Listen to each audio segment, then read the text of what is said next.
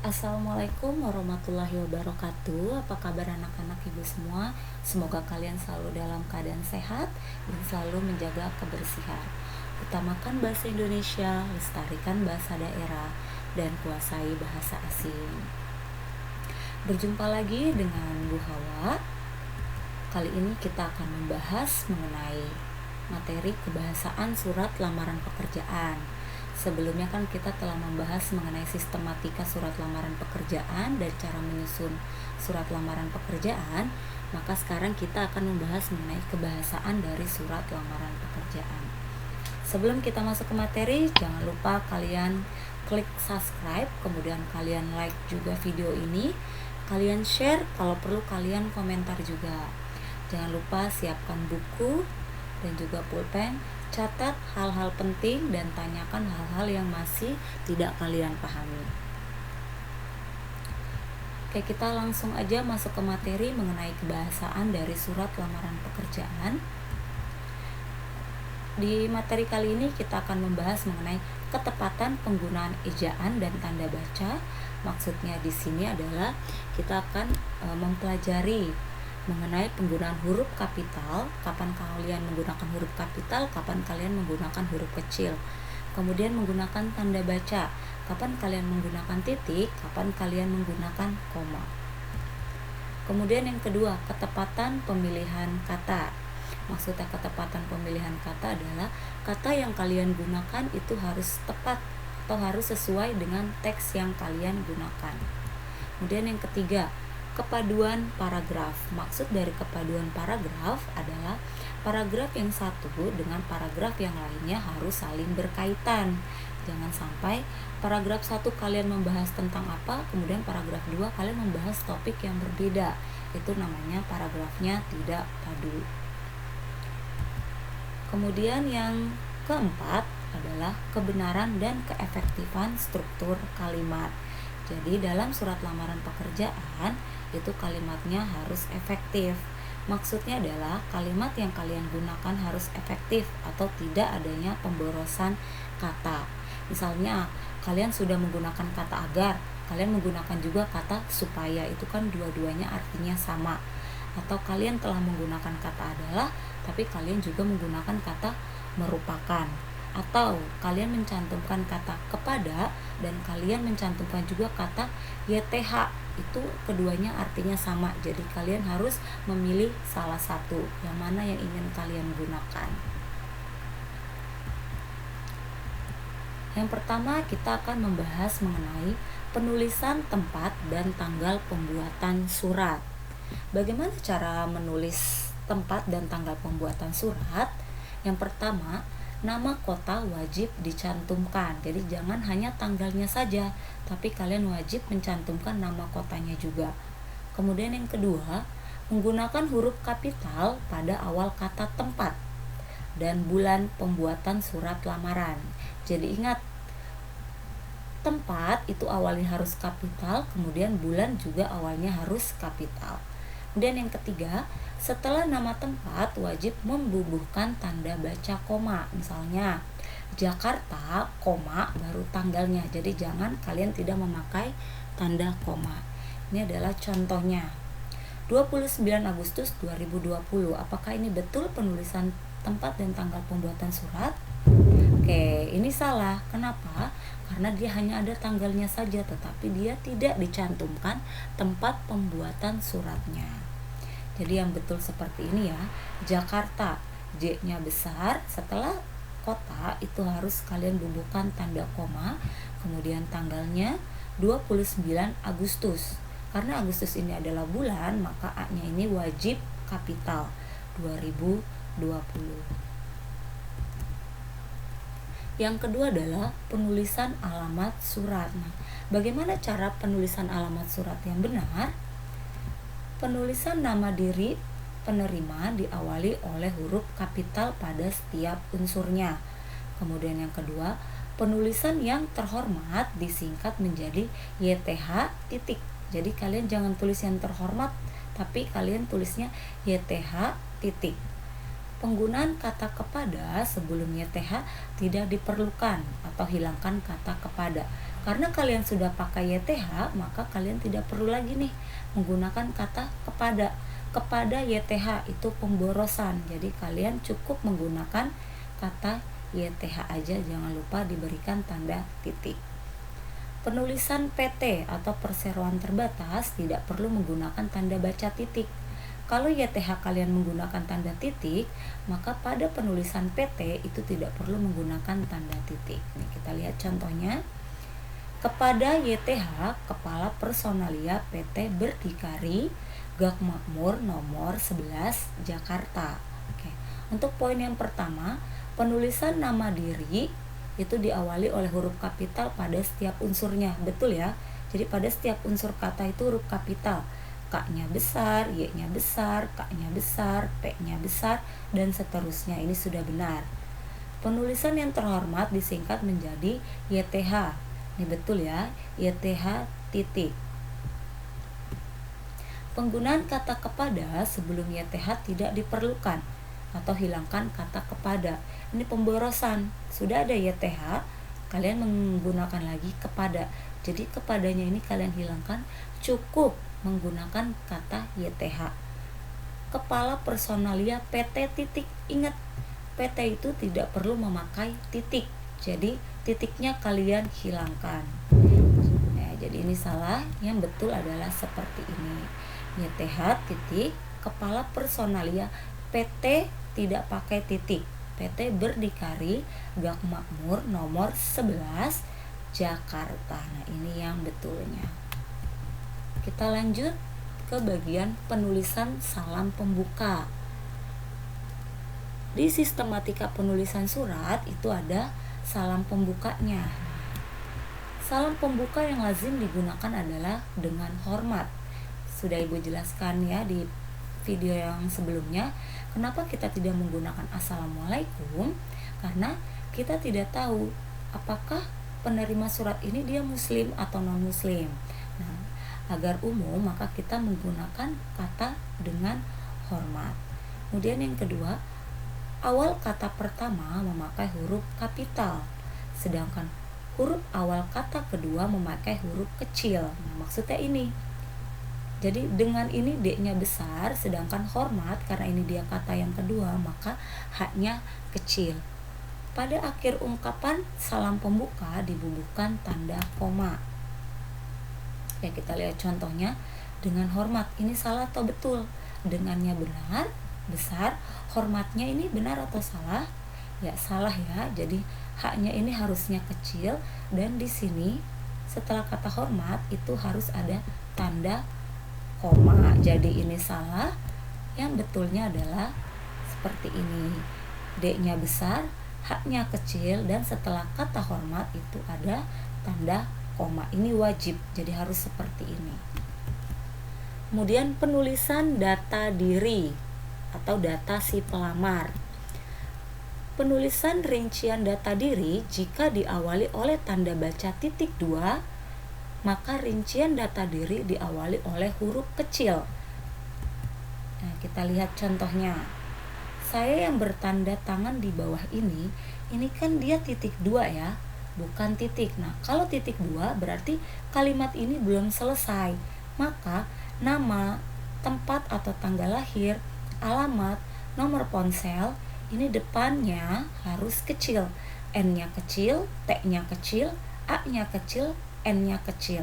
Kalau ini sudah tepat. R-nya besar karena nama orang, J-nya besar karena nama kota, P-nya besar karena nama tempat. Nah, yang perlu kalian ubah adalah yang bagian depan sini. Karena di sini titik 2. Tapi kalau di sininya kalian bubuhkan titik, maka ini betul besar. Karena di sini kalian bubuhkan titik 2, maka tidak tepat kalau ini kapital. Jadi harus kecil. Ini salah ya. Jadi yang betulnya adalah seperti ini. Di sini titik 2, maka N-nya kecil, T-nya kecil, A-nya kecil, N-nya juga kecil. Kita lanjut ke penulisan daftar lampiran. Nah, perlu kalian ketahui bahwa jika menggunakan kata asing, maka wajib dicetak miring. Jadi kalau kalian menggunakan istilah asing atau bahasa Inggris, maka bahasa Inggrisnya itu wajib kalian cetak miring. Nah, contohnya seperti ini. Sebagai bahan pertimbangan, dengan ini saya lampirkan fotokopi. Nah, foto spasi kopi. Karena ini bahasa Inggris, maka ini wajib kalian miringkan. Nah, beda ya dengan tulisan ijazah, ijazah tegak, sedangkan fotokopi miring. Kemudian kurikulum vitae. Nah, ini juga bahasa Inggris, maka wajib kalian miringkan, tidak boleh kalian cetak tegak. Dan yang ketiga, fotokopi KTP. KTP ini tegak ya karena ini bahasa Indonesia. Sedangkan fotokopi ini adalah bahasa asing atau bahasa Inggris, maka wajib kalian cetak miring. Tapi lebih bagusnya ketika kalian menulis surat lamaran pekerjaan, pada penulisan daftar lampiran itu lebih bagus menggunakan bahasa Indonesia yang baik dan benar atau menggunakan bahasa baku. Nah, ini sudah ada padanannya dalam bahasa Indonesia. Ini seperti ini. Tadi kan fotokopi. Nah, ini kita pisahkan ya karena dia masih dalam bahasa Inggris dan dicetak miring. Tapi ketika dia sudah diserap ke dalam bahasa Indonesia, maka C-nya kita ganti menjadi K. Yang tadinya kita spasi, kemudian kita rapatkan, jadinya digabung. Fotokopi itu kita rangkai, jadi serangkai, dia tidak boleh dipisah. Kemudian yang tadinya kurikulum vitae itu kita ganti menjadi daftar riwayat hidup. Nah, sama seperti yang poin ketiga juga, fotokopi di atas ini kan spasi karena dia masih dalam bahasa Inggris. Nah, ini sudah ada padanannya dalam bahasa Indonesia, itu C-nya kita ganti menjadi K. Terus kemudian tidak boleh dispasi, tapi harus kalian gabungkan menjadi satu rangkaian. Jadi fotokopi. Nah, kemudian ada juga pas foto. Nah, pas foto itu kebanyakan kalian spasi nih. Pas spasi foto itu tidak usah kalian spasi, jadi harus kalian gabungkan menjadi satu rangkaian. Pas foto tidak ada spasi. Nah, ini penulisan yang betulnya ya. Jadi kalau kalian membuat surat lamaran pekerjaan, kalian harus menggunakan yang ini saja, tidak usah menggunakan yang atas, jadi kalian gunakan yang bawah. Oke, ini adalah kata yang telah diserap ke dalam bahasa Indonesia. Kemudian di sini ada S1 teknik mesin. Kenapa T-nya besar, M-nya besar? Karena ini merupakan jurusan. Jadi kalau nama jurusan itu awalnya wajib besar. Misalnya S1 Pendidikan Bahasa Indonesia. Berarti P-nya besar, B-nya besar, I-nya juga besar. Kita lanjut ke penulisan penutup surat lamaran pekerjaan. Bagaimana cara menulis penutup surat lamaran pekerjaan yang baik dan benar? Nah, ini ada salah satu contoh dari penutup surat lamaran pekerjaan. Demikian surat lamaran pekerjaan ini saya sampaikan. Atas perhatiannya saya ucapkan terima kasih. Nah, ini yang ibu cetak tebal ini masih salah ya. Perhatiannya. Nah, tidak boleh kalian menggunakan katanya. Kenapa tidak boleh? Akan menjadi pertanyaan.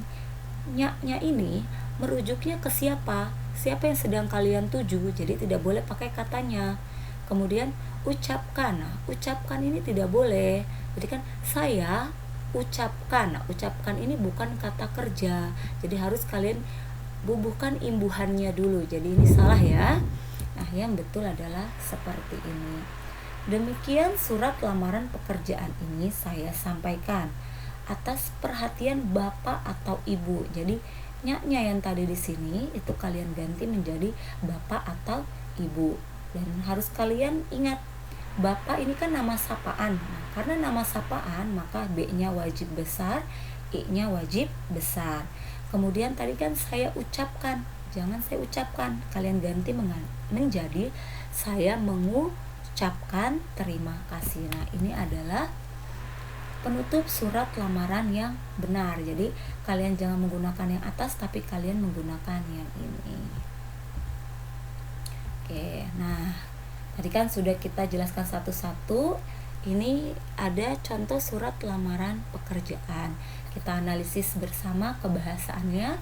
Kita mulai dari penulisan tempat dan tanggal pembuatan surat.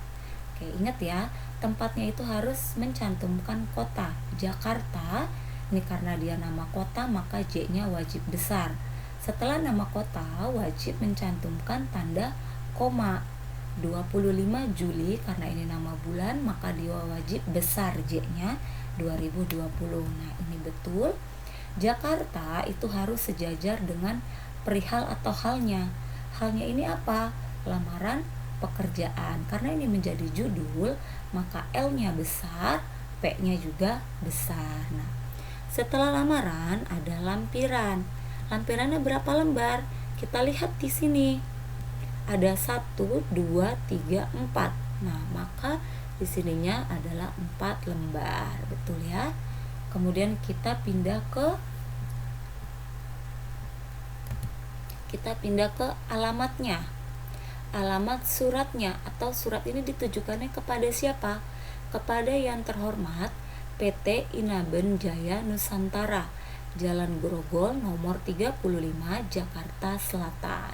Ingat, penulisan nama, kalau kalian sudah pakai yang terhormat, maka kalian tidak boleh pakai kepada lagi. Dan penulisan PT ini tidak boleh pakai titik, jadi cukup PT saja. Nah, jadi yang benarnya seperti ini ya. Yang terhormat titik, PT tidak memakai titik. Inaben Jaya Nusantara, Jalan Grogol nomor 35, Jakarta Selatan. Kemudian kita pindah ke salam pembuka surat.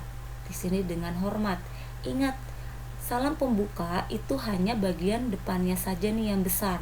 Sedangkan hormat di sini harusnya kecil, dan ini ditandai oleh tanda koma. Jadi yang betul adalah seperti ini. Dengan hormat D-nya besar, hormatnya itu H-nya kecil. Kemudian kita masuk ke bagian isi. Sehubungan dengan adanya informasi yang saya dapatkan bahwa PT, nah ini sudah benar ya, bahwa PT-nya tidak memakai titik. Inaben Jaya Nusantara yang Bapak atau Ibu pimpin, ini juga sudah benar, B-nya besar, I-nya kecil, I-nya besar. Pimpin sedang membutuhkan tenaga kerja baru sebagai sekretaris, maka dari ini perkenankanlah saya titik 2. Ingat, kalau di sininya titik 2, maka di sininya besar atau kecil? Ya, kecil ya, N-nya kecil, T-nya kecil, J-nya kecil, A-nya kecil, P-nya juga kecil. Nah, jadi yang benar adalah seperti ini. N-nya kecil karena di sini adalah titik 2. Saya merasa lowongan tersebut sangat cocok dengan basic.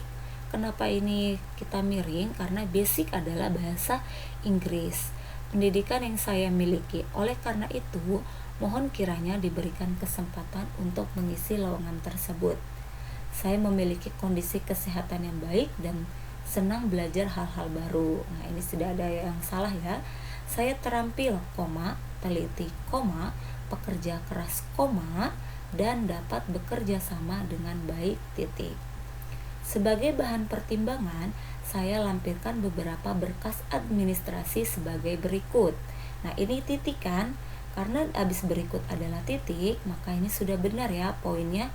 F-nya besar, D-nya besar, F-nya besar, F-nya besar.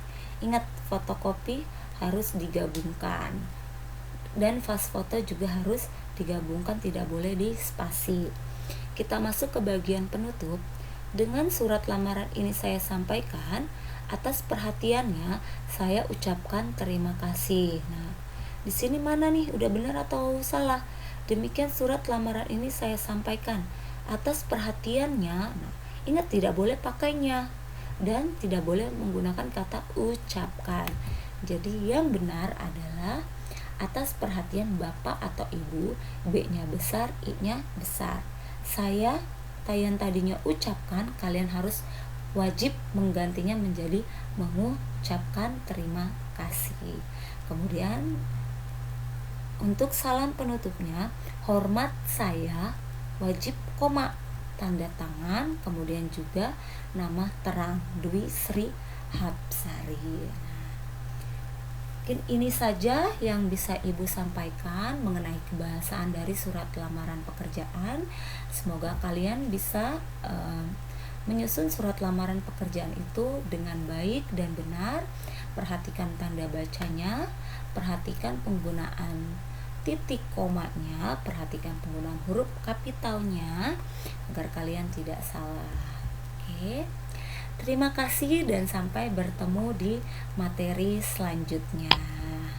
Jangan lupa kalian ketik nih atau kalian klik subscribe, kemudian kalian like juga video Ibu, kalian share juga video ini. Semoga bisa bermanfaat bagi kalian semua. Assalamualaikum warahmatullahi wabarakatuh.